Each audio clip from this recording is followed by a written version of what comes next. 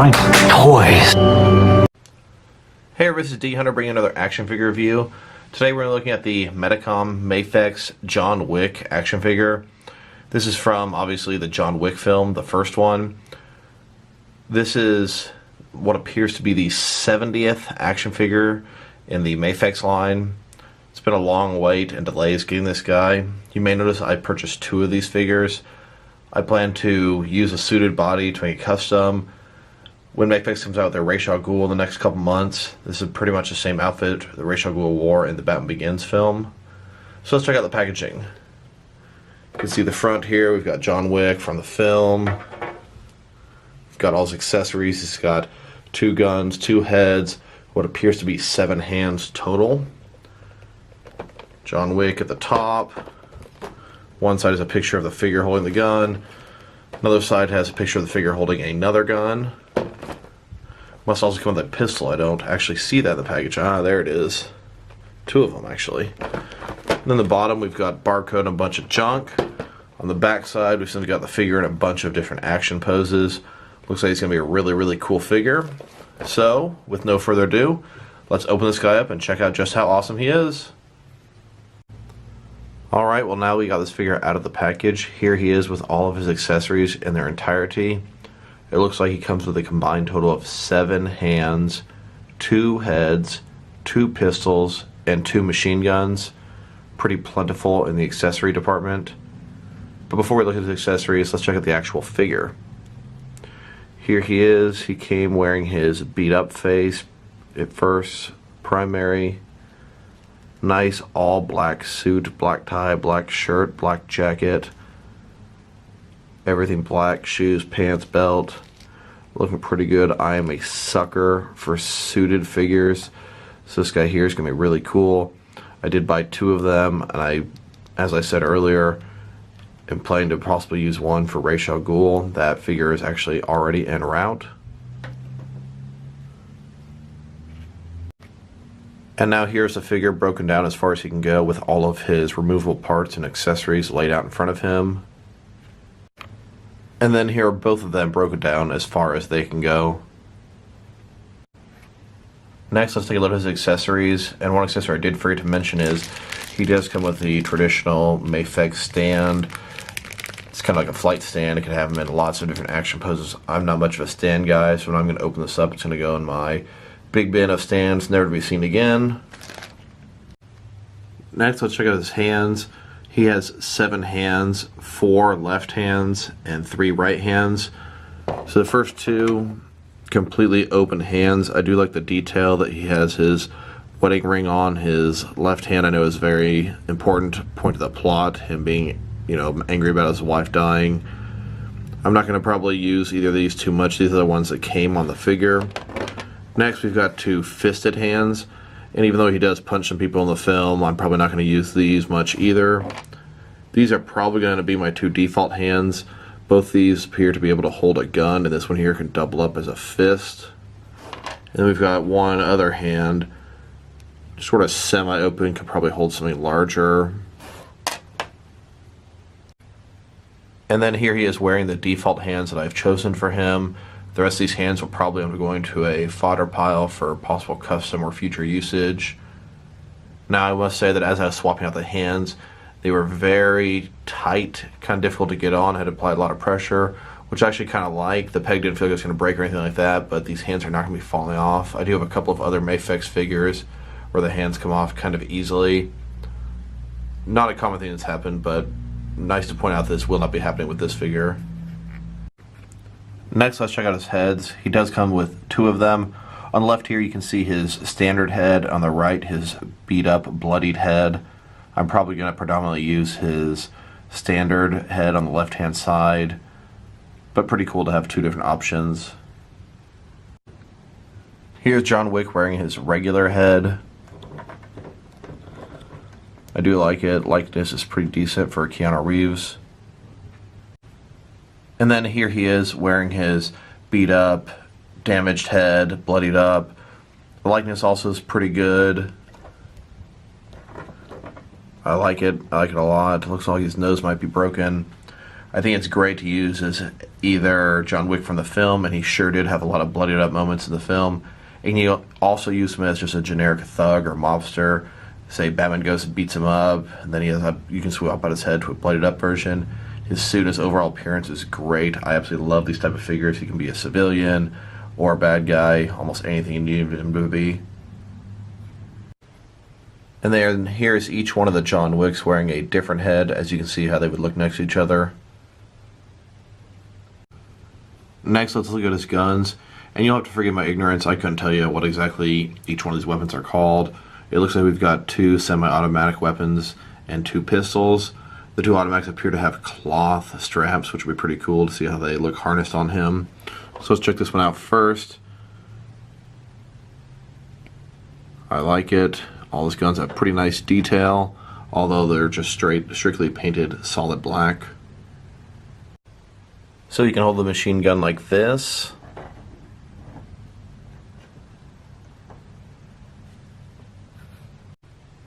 He can also hold it like this. He can harness it over his shoulder with a strap like so.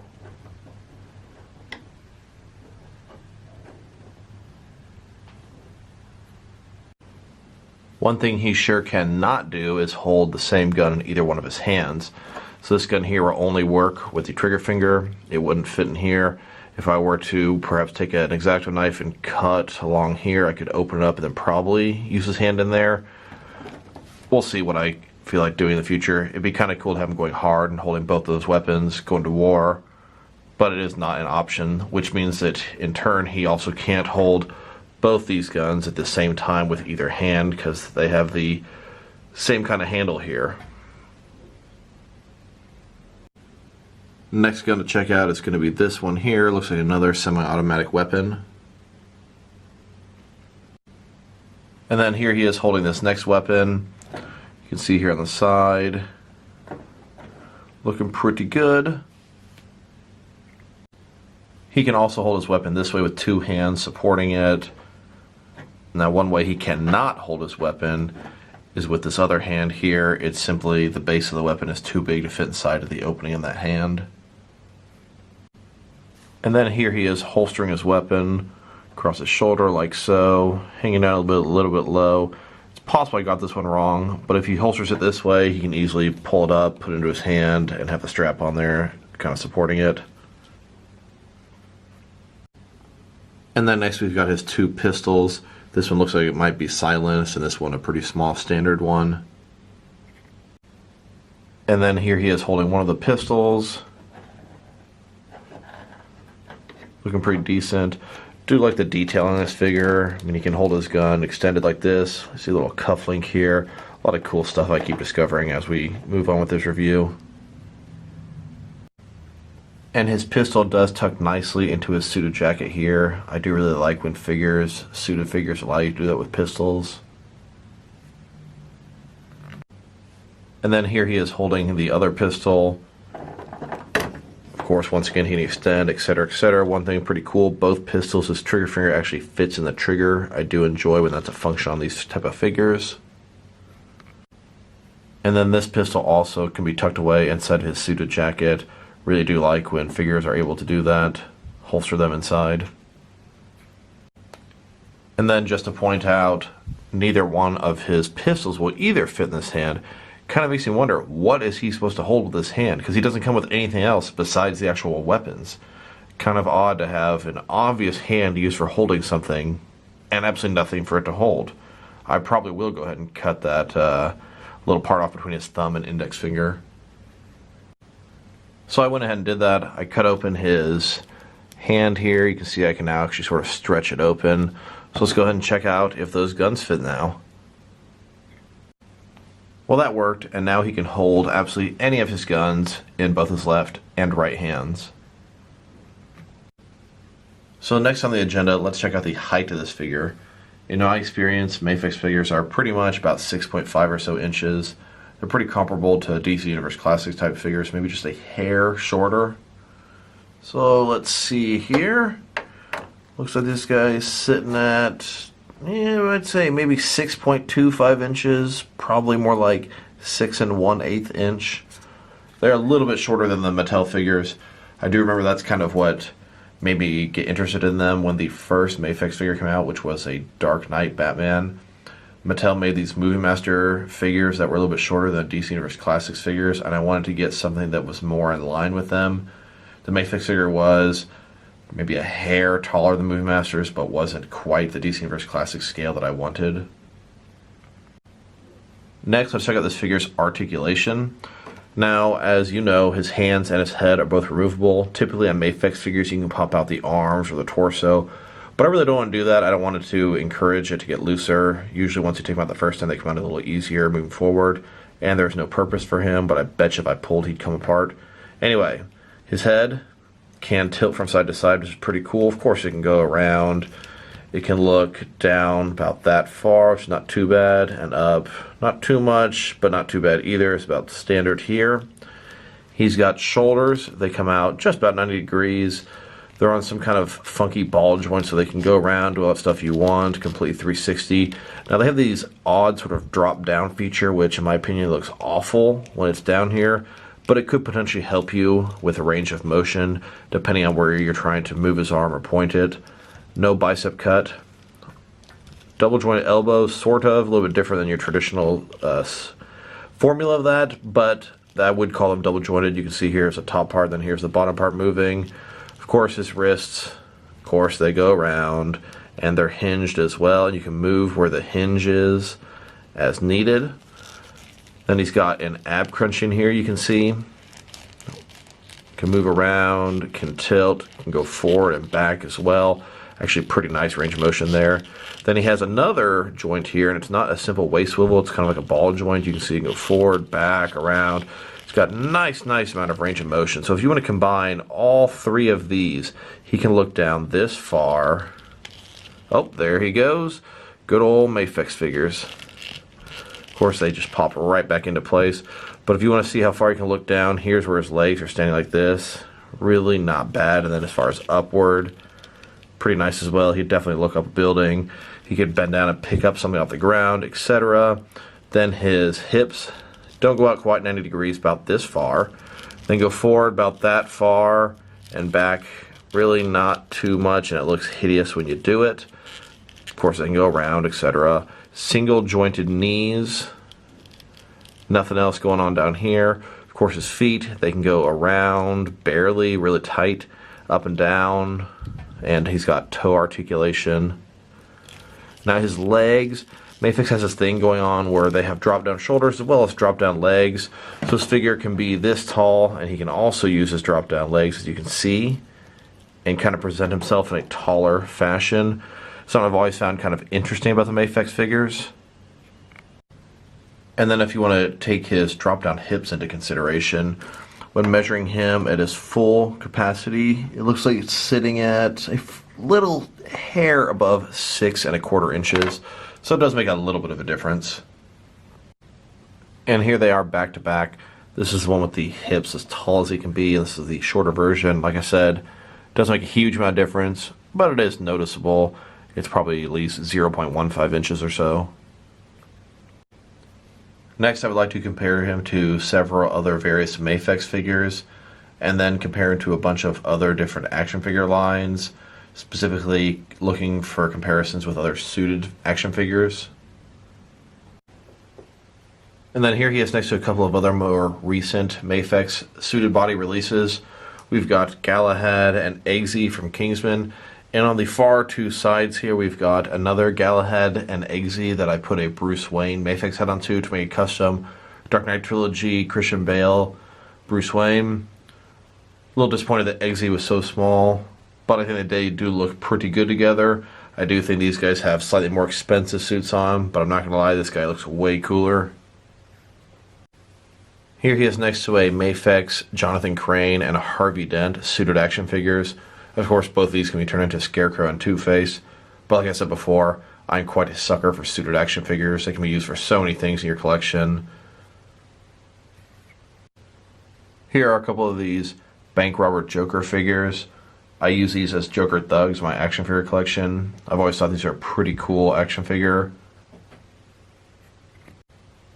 And then here he is next to some Mafex Joker figures. Of course, they're all suited up. This one's from Suicide Squad. Really, really like his suit and design. Then this is the Mafex Joker 1.0 and the Mafex Joker 2.0, both in suits. Now, I find it really annoying that Mafex keeps re-releasing or redoing figures. Joker 2.0, they've got Dark Knight Batman 2.0 and 3.0. They've got Catwoman 2.0. But I must say, each one of these 2.0 releases have crazily surpassed the first one in quality, articulation, paint, details, the fact that they don't fall apart easily.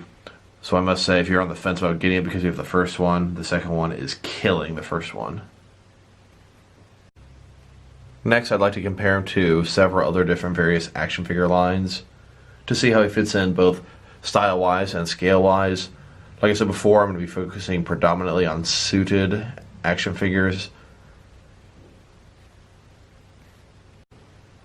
As I do these comparisons with different action figure lines, I'm going to try to do them with the largest line, working their way smaller and smaller. These are various Diamond Select action figures and suited bodies. We've got Ghostbusters, Pulp Fiction, and then Gotham figures. These guys tower over the Mafex figures. They're not even fudgeable together. Here he is next to a couple of different Mezco action figures. These are a little bit older figures from their older lines. And here he is next to some various McFarlane action figures. These guys definitely continue to tower over the Mafex figures. And then here he is next to some NECA action figures.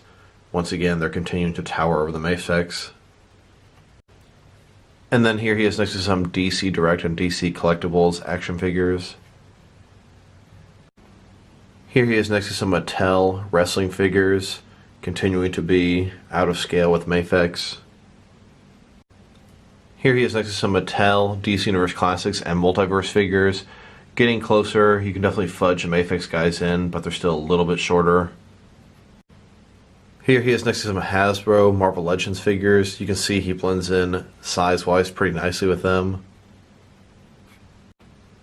Here he is next to some Mattel Movie Masters figures. These figures were a little bit shorter than the DC Universe Classics line, and they seem to fit in almost perfectly with the Mafex figures. And this Movie Master Ra's al Ghul figure is pretty much what I'm going to try to do with my second John Wick figure.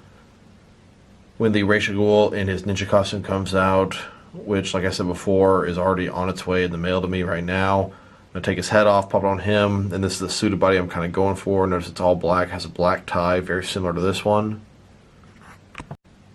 I'm looking forward to the next couple of Mafex releases that I'm going to get. One being the Bruce Wayne from Justice League, which just came out 1 or 2 days ago. It's already en route to me right now. And then the Bruce Wayne from the Dark Knight trilogy, specifically Dark Knight Rises, comes with his cane. I anticipate that one to come out within the next several days, at least the next week or two for sure. All in all, I'm going to say this is a great figure. He looks really cool. His articulation is nice. His suit is great. Paint job is crisp. It's a really cool figure from a really cool movie. If I were to rate this figure, I'd give it at least a 7.5, probably an 8 out of 10. This is a really nice figure. I do enjoy these Mafex figures, especially the suited guys. Really cool for civilians or whatever I want to use them for. So this is D Hunter. Thank you for watching this video. If you liked it, press like below. If you want to see additional videos from me, action figure reviews, press subscribe. If you have anything you want to say about the video, add it in the comments below. Once again, this is D Hunter. Thank you for watching this video, and I will talk to you guys real soon.